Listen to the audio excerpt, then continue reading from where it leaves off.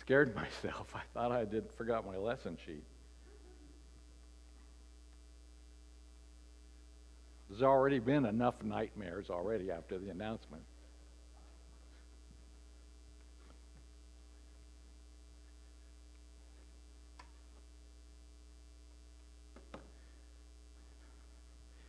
After the announcements, I have no idea how class is going to go. I hope your expectations are low, because I could, yes. He doesn't know what he's talking about either.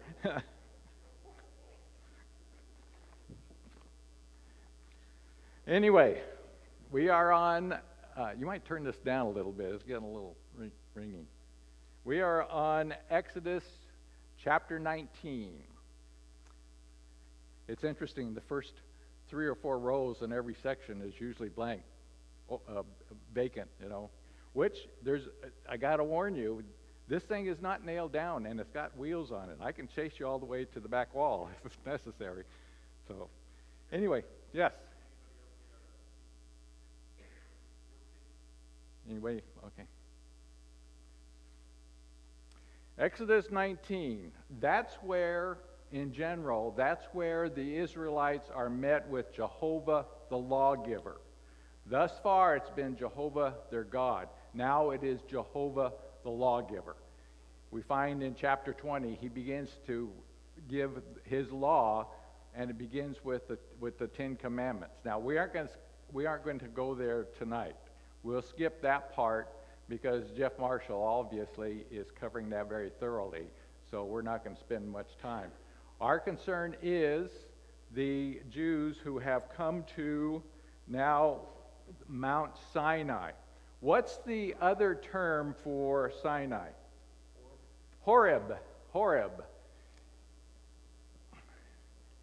Now, whether Horeb refers to the mount itself or just the area that the mount is located, it is used often synonymously with the word Sinai. Now, Horeb in the Hebrew is the word dry. And as they traveled through the wilderness, we look at that and it's not real fun. It's a desert. I don't know what it was like 3,500 years ago when the Israelites were traveling through.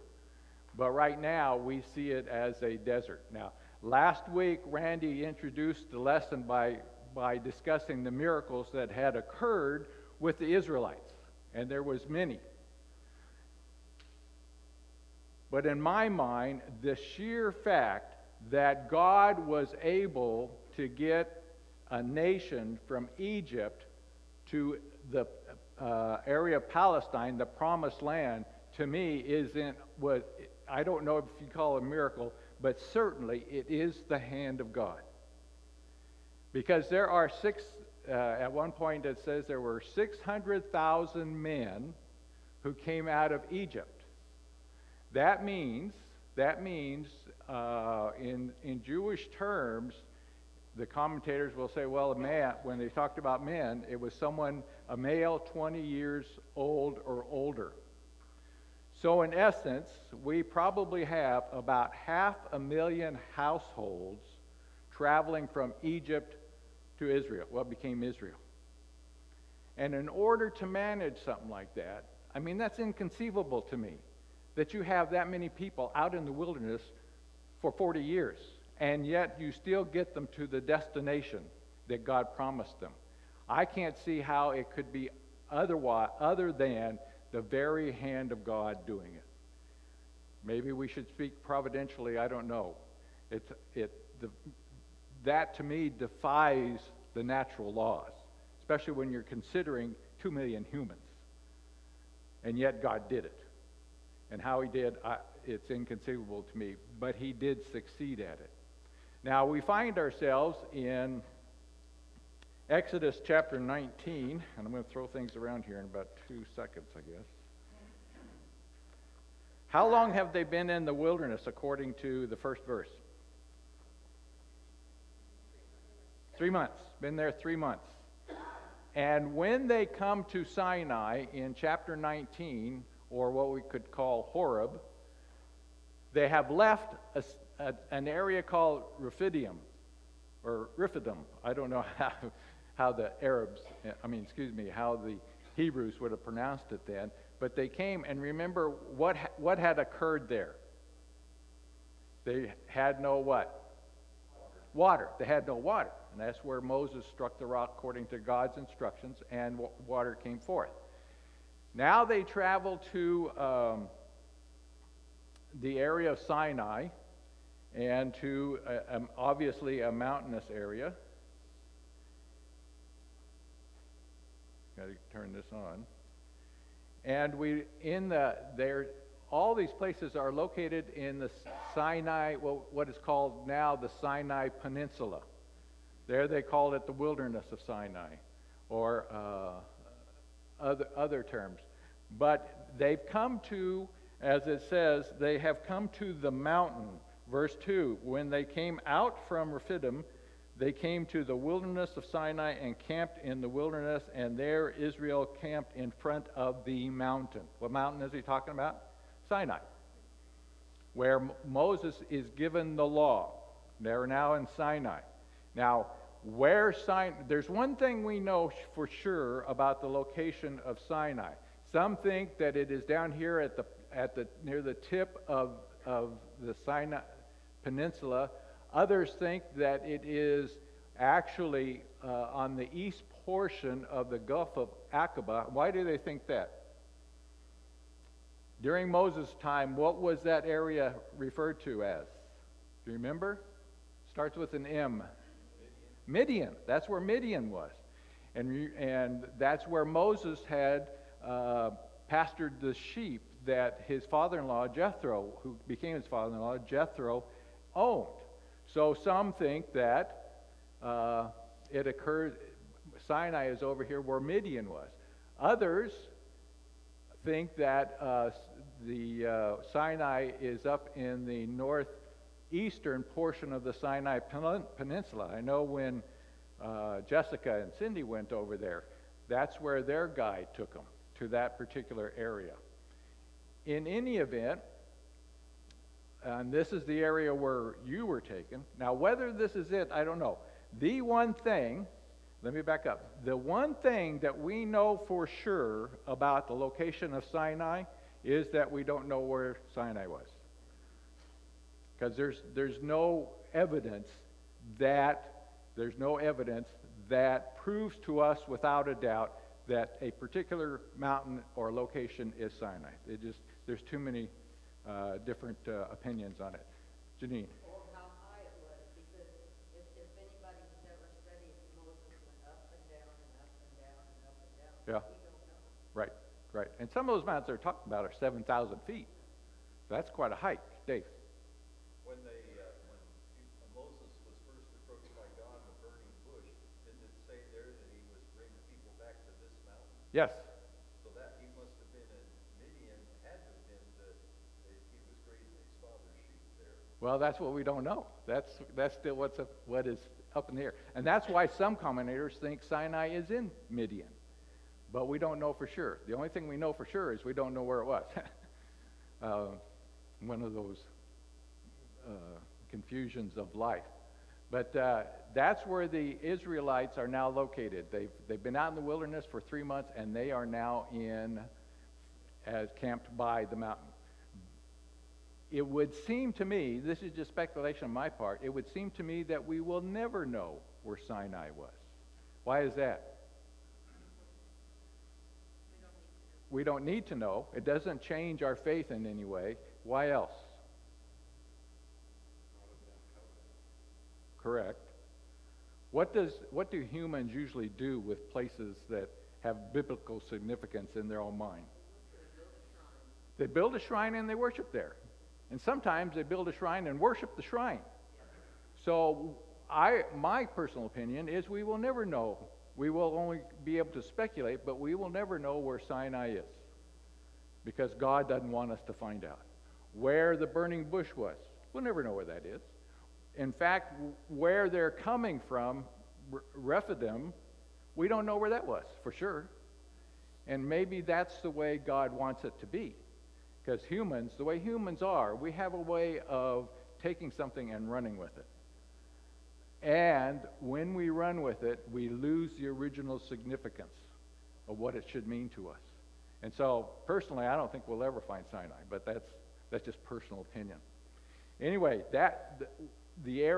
one of the areas where Jessica and Cindy were is in the northeastern portion of the Sinai Peninsula.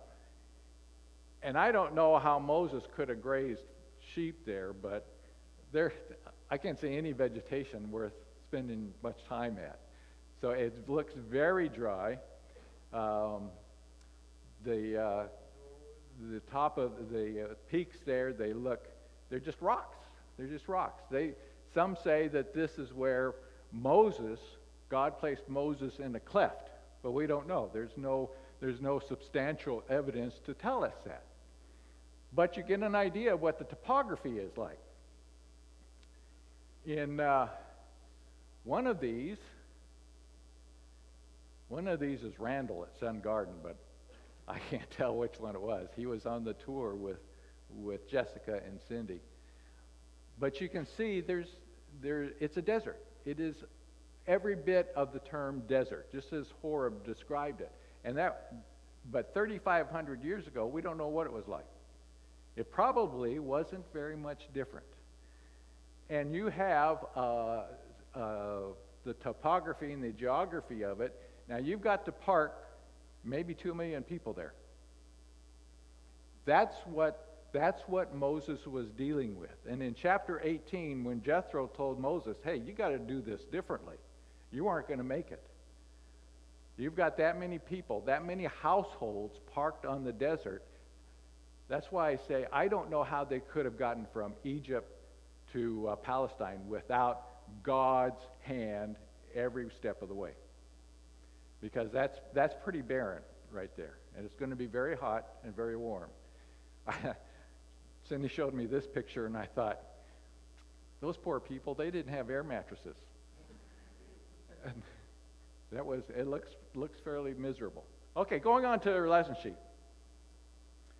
In question 1, it says, what were the terms of the covenant that Moses was to give to the Israelites, and how does the Lord verify that he can fulfill his part? First of all, before we jump into it, what is a covenant? What are other terms that are used to describe a covenant? Pardon? Agreement. What else? Contract. A contract. These are terms very common to us that we use. What does a covenant or contract or agreement require? At least two parties. So, if God makes a covenant with Israel, who's the second party going to be? Right. You have to have two people agreeing to the contract, hence the term agreement. Moses went up to God, and the Lord called to him from the mountain, saying, thus you shall say to the house of Jacob, tell the sons of Israel, you yourselves have seen what I did to the Egyptians and how I bore you on eagle's wings and brought you to myself. Now then, if you will indeed obey my voice and keep my covenant, keep my contract, keep my agreement, then you shall be my possession among all the peoples, for all the earth is mine. Now, why does he say that? For all the earth is mine. He created everything. So, they are no different because all the earth is his and all the people were created from him. The Jews inherently, or the Israelites inherently, were not different from the rest of men and women. They were just regular humans. And you shall be to me a kingdom of priests and a holy nation. So God is, what he is promising is, you're just regular humans, but I'm going to make you special. But that is part of my what? Contract. That's part of my contract. And you shall be to me a kingdom of priests and holy nation. These are the words that you shall speak to the sons of Israel. Now, we need two parties. Do we have a second party? So Moses came and called for the elders of the people and laid before them all these words which the Lord commanded him. Verse 8, it says, Then all the people answered together and said, All that the Lord has spoken, we will do. There's the other side of your contract. There's the two parties. We now have an agreement between God and the Israelites. So Moses brought back the words of the people to the Lord. Now, how does the Lord substantiate that he can keep his part of the bargain? What does he say in those words? What? Right. What did the Lord expect? How does the Lord verify that he can fulfill his part? I brought you out of Egypt on what? Eagle's wings. I can do anything with you I want. That's what he's saying. I can do anything with you that I want. So if I make a covenant with you or a contract with you, you can believe that I'm going to keep it. Now the question is, are you going to? And that's what we're left with. Question 2, what did the Lord expect to gain by speaking to Moses from the cloud in the hearing of the Israelites? What do you think?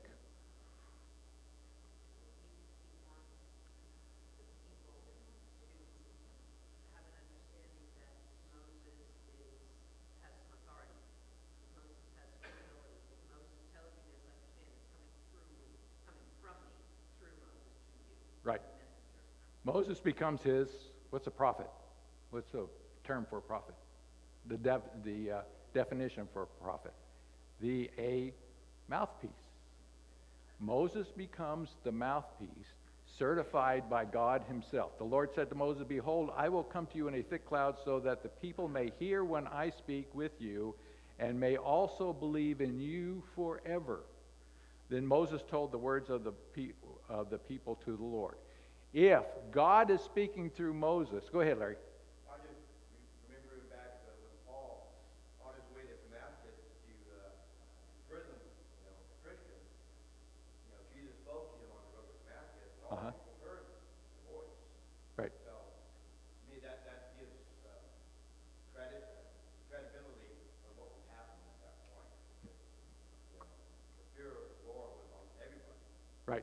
Right. Even so, for the Israelites, they had to have fear of the Lord at that point. Yes, yes. Now, what's coming up? What's coming up in chapter 20? What is Moses going to deliver to the people? The commandments, the law of God. The law of God for Israel is going to come through Moses. So he wants the people to be sure that what Moses said is what God said. And he doesn't want any doubt in the people's minds, because he is going to be instrumental in delivering God's law to the nation of Israel. And so, if you're a member of the nation of Israel and you hear God talking to Moses, as it says, from a thick cloud, is there going to be any doubt in your mind? They didn't have loudspeakers back then. They didn't have microphones and stuff like that. And so there was no question in the people's minds. And that was important then, and because of what was going to be delivered by Moses. Question number 3. To what extent were the people to prepare themselves, to make themselves ready for the Lord's presence when he speaks to them from the mountain in 3 days hence? What were they expected to do? Wash their clothes. Be ready for 3 days. Pardon? And be abstinent. Verse 10, go to the people and consecrate them today and tomorrow and let them wash their garments. What's he mean when he says consecrate them? Purify. Get them ready. What he's saying is get them ready, because they're going to meet together and they're going to be in the presence of God. And what does he expect? He expects them to be presentable. Expects them to be presentable, gathering together when God's presence there. You need to be presentable. When I was before I retired, I was a little bit death on uniforms. If they weren't in uniform, I tended to speak out, which probably overstepped the moment. But my thought was, if they were in uniform, in their mind, they would then think they look what? Ready or professional. What I was shooting for is if they were in uniform, in their mind, they're thinking, well, I look professional. So how did they act? Professionally. We very much are, we think of ourselves and we think of our capabilities based on how we think we look to other people. If they're going to be in the presence of God, they have to think that they're ready for the presence of God. And really, our apparel has a lot to do with that, and our presentation of ourselves. In verse 11, and let them be ready for the third day the Lord will come down on Mount Sinai in the sight of all people. God's going to be there. You're going to be gathered together, and you're going to be in the presence of God. And He wants them mentally ready, because this is literally an earth-shaking moment. In verse 15, He said to the people, be ready for the third day, do not go near a woman. If we look at Leviticus, let me read that for you. If a man lies, can't pronounce Leviticus. Deacon 15:18. We'll go there. That's a word I seem to be able to pronounce real well. Leviticus 15:18. If a man lies with a woman so that there is seminal emission, they shall both bathe in water and be unclean until evening.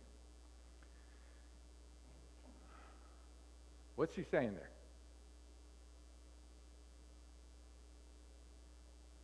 No one wants to venture an answer? It's talking about sex between, he's talking about sex between a husband and wife. That if they do, what condition are they therefore in? They're unclean. What makes them unclean? You know, if we looked at the law of Moses, what we find in the law of Moses, and probably Mark is familiar with this, is the law is not only a law of faith, it is also a law of cleanliness. How are pathogens transmitted from person to person? If it's fluids, bodily fluids. That's why they were expected to be very careful with blood and other bodily fluids, because that's where the pathogens are. And so it was there kind of a maturity there by what he was saying, that you begin to understand what the coming law is going to expect of people. And God is beginning to define the term unclean. He defines the word unclean so that they understand what clean is. What clean is. Jessica. Not only was he separating them based on the law by their actions and stuff, but also he's going to be separating them by their health. Because since they would be focusing so much on these cleanly activities, they wouldn't be getting nearly as sick as all the other countries around them. And that would be noticed quite quickly. Right. And what would that contribute to with respect of Israel? If they're following the law that God has set down for them. Longevity and prosperity. Prosperity, because they have health. And that would certainly set them apart from the nations around them. But when he says this, when God expects this, who is God protecting? There in verse 15. Do not go near a woman. Who's he protecting? The male or the female? He's protecting the female, is what he's doing. When he says that, he's protecting the woman, which is one of the additional amazing things that I see. Question number 5 says, describe the sound of the trumpet that announced the Lord's presence and the effect it had on the people. What can we say about that trumpet? It was very loud. It was very loud. I mean, there was no way anyone could use the excuse, oh, I didn't hear it. Everybody did. It was very loud. That word trumpet, it talks about in verses 12 through 13, you shall set bounds for the people all around, saying, beware that you do not go up on the mountain or touch the border of it. Whoever touches the mountain shall surely be put to death. No hand shall touch him, but he shall surely be stoned or shot through. Whether beast or man, he shall not live. When the ram's horn sounds a long blast, they shall come up to the mountain. So that's what one of the things that they're waiting for. They have consecrated themselves so that on the third day they're ready, and now they're just waiting for the trumpet to sound, or the ram's horn. But they are not to do what? Do not touch the mountain. Do not touch the mountain. Do humans tend to be curious? Yes, they do. You know, and if you don't tell your child, if you tell your child not to do something, what's always on their mind? I got to do it. You know, how am I going to work this in? Well, we're all humans. We're like children. He tells them specifically not to touch the mountain. Why? God's going to descend on the mountain. Why? Pardon? Making the mountain holy. It becomes sacred ground. And so they have to acknowledge that. And they have to live accordingly and make their decisions accordingly. Now it says, no hand shall touch him, but he shall surely be stoned or shot through. Who's that? Whoever goes on the mountain, whoever touches it. Why did God specifically say stoned or shot through? You can't touch him. And you can't go up on the mountain to get him. So the person, what he's saying is the person deserves to be executed. But you can't execute them for doing what God told them not to do by any other means, except by, as it says, stoning or using a bow and arrow. In going on to verse 16, it says, what message,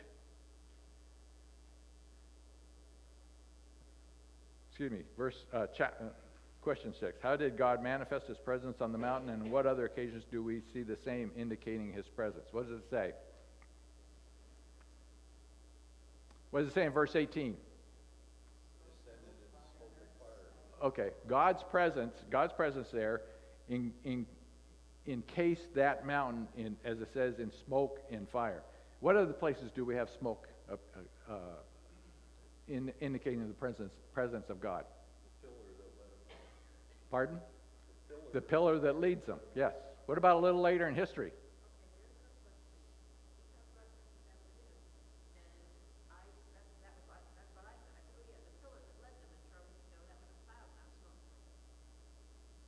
It was, yes. It's used in some cases. It's used interchangeably.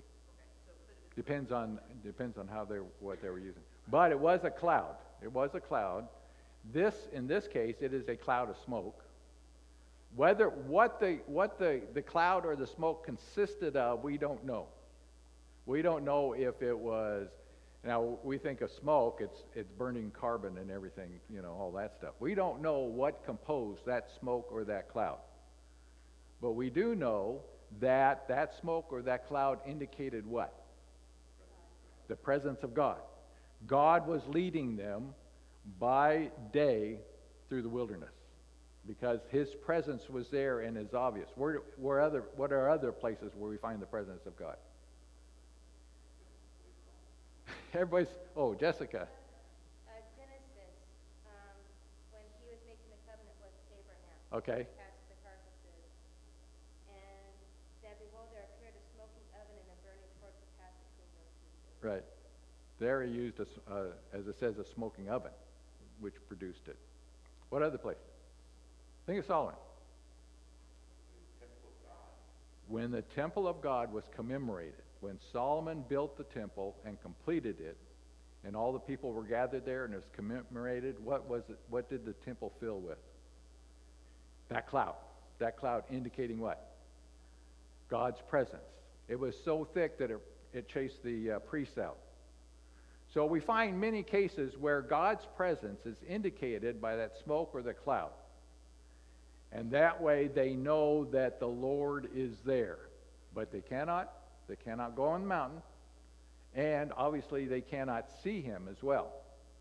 To see him, we find would lead to death. Question 7. What message was Moses commanded to deliver to the people in verses 21 and 22? Stay away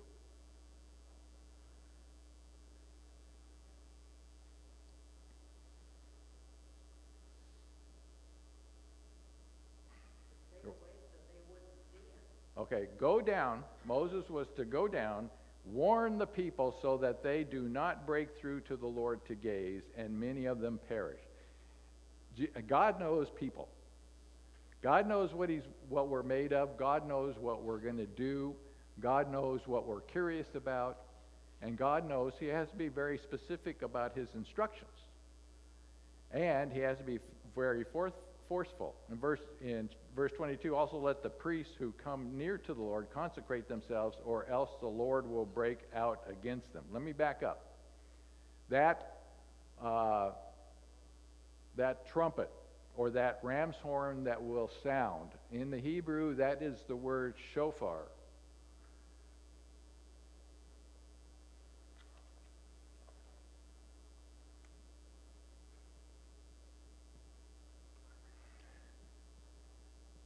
And that's what is written there in Exodus 19. That's a term that is used. It's either written depends on the version you have.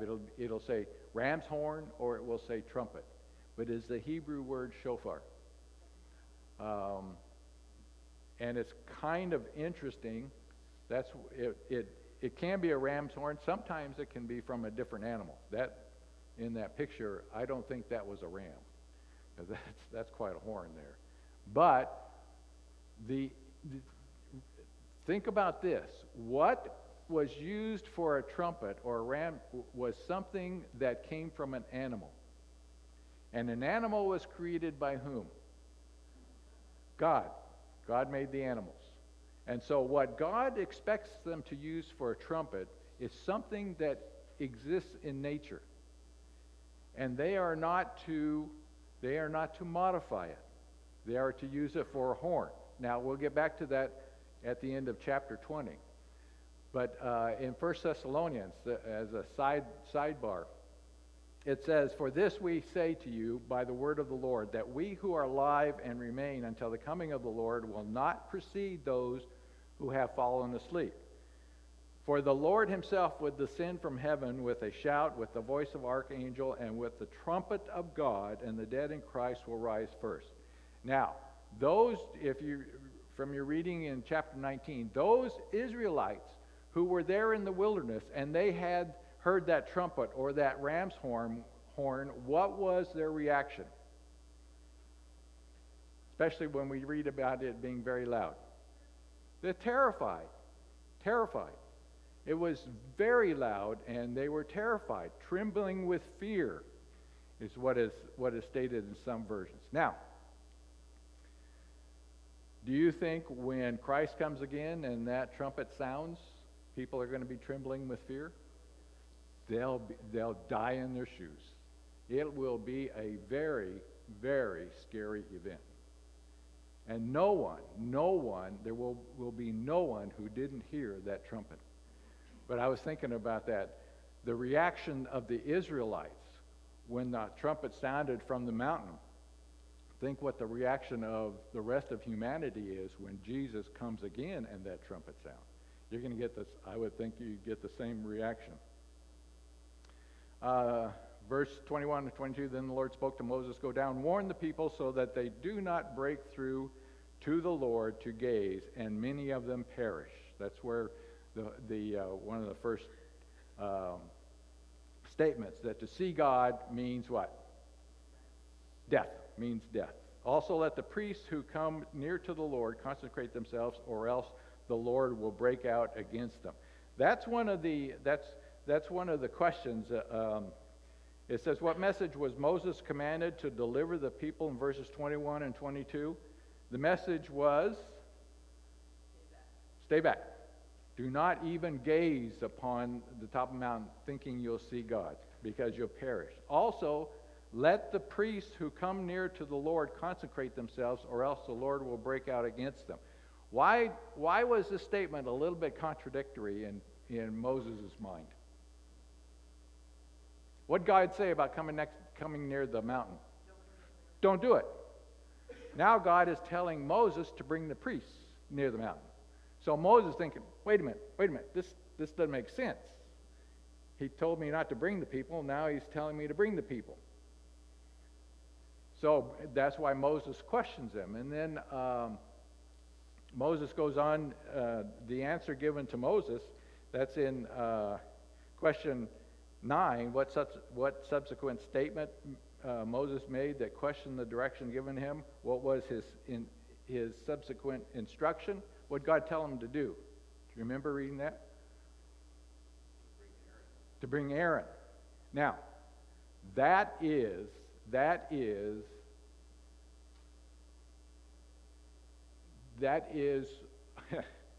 wish I could remember the word. It was right there. That is the turning point with respect to the priesthood. Who served in priests prior to that? Prior to that moment. Priests prior to that. Melchizedek. Who was the father-in-law of Moses? Jethro. It says Jethro's a priest. Did they sacrifice before they went to Sinai? Did the Israelites sacrifice? The Passover lamb certainly was a sacrifice. But sacrifices were actually common in their culture. Who did the sacrificing? Who were priests? Aaron wasn't around by it then. Who were priests? Levites weren't priests. Cain and Abel gave sacrifice. Okay, Abel and Cain both. Most likely, what occurred was those who sacrificed were appointees of various tribes or the firstborn, because sacrifice was actually a common act even before the sacrifice was established under the law. There was a lot of sacrificing going on, but there was no Levitical priesthood. Now, he says, don't bring the priests, bring Aaron. What's that beginning to tell us? The priesthood is changing, and God is designating. Because you had to be a descendant of Aaron to be what? Not just a priest, but high priest. The high priest must be of the lineage of Aaron. And a priest or Levite must be of that tribe. But it is the law of Moses that establishes that. Prior to that, the priesthood was vested in whomever was designated. In the case of Melchizedek or in the case of Jethro, there were others. Most likely, what commentators will say is most likely those who were responsible for sacrificing were probably the firstborn or designated members of tribes. Because we have the example of Cain and Abel sacrificing. And so we know that was going on. Question number 8 says, consider Hebrews 12:18 through 24. That's all we're going to be able to get, but we'll get this one. In Hebrews chapter 12, for you have not come to a mountain that can be touched, to a blazing fire, and to darkness and gloom and whirlwind, and to the blast of a trumpet, and the sound of words which sound was such that those who heard begged that no further word be spoken to them. What is this writer in Hebrews referring to? What event? What's he describing there in verse 18 and 19? He's describing what happened to Israel when? Exodus chapter 19. He says, you're not in their shoes. You haven't come to such a mountain where you're forbidden to even touch it. Verse 20, for they could not bear the command, if even a beast touches the mountain, it will be stoned. And so terrible was the sight that Moses said, I am full of fear and trembling. Verse 22, but you have come to Mount Zion and to the city of the living God, the heavenly Jerusalem, and to myriads of angels. What's the point that the writer of Hebrews is making? If you haven't come to the mountain like they did, you're not like whom? You're not like they were. You're not like they were. So what's the comparison between their time and now our time? We're so much better off. Exactly. We're so much better off. To the general assembly and the church of the firstborn who are enrolled in heaven, and to God, the judge of all, and the spirits of righteous made perfect, and to Jesus, the mediator of a new covenant, and to the sprinkled blood, which speaks better than the blood of Abel. 1 Corinthians 3, verse 16, he says, do you not know that you are the temple of God, and that the Spirit of God dwells in you? If any man destroys the temple of God, God will destroy him, for the temple of God is holy, and that is what you are. Ephesians, so then you are no longer strangers and aliens, but you are fellow citizens with the saints and are of God's household. Now, Sinai, they had to look on the mountain at Sinai. How were they to view it? How were they to view it, Larry? You remember what you said? In fact, it was holy. Holy, sacred ground. They were to view that mountain as sacred ground, not to touch it. Remember when Moses in the burning bush, what did Moses have to do before he could? Had to take off his shoes, because what? That's holy ground. They could not go to the mountain because it was considered holy ground. The writer of Hebrews says, you are not like them. They were forbidden. You are not like them. What does that mean with respect to sacred ground? What's sacred ground now? What's holy ground now? We are holy ground. That's what these verses have said. We are holy ground. We are with God. We are there in communion with Him. Now, it kind of impresses me when he talks about the Israelites gathering together 3 days hence, preparing themselves because they'll be in the presence of God. Today, we constitute the temple of God. When we assemble together, is not God's presence here? What's the lesson there? How should we prepare ourselves? With the same ideas of consecration that they had. And I would think even down to our dress. We're assembled together in the presence of God. We've got to be presentable, is what it amounts to. We have to be presentable to Him. And Randy's probably going to upset because I didn't get to chapter 20, but I've already got my excuse. So we're about 2 minutes late, so thank you for your participation, and I'll let Randy pick it up later.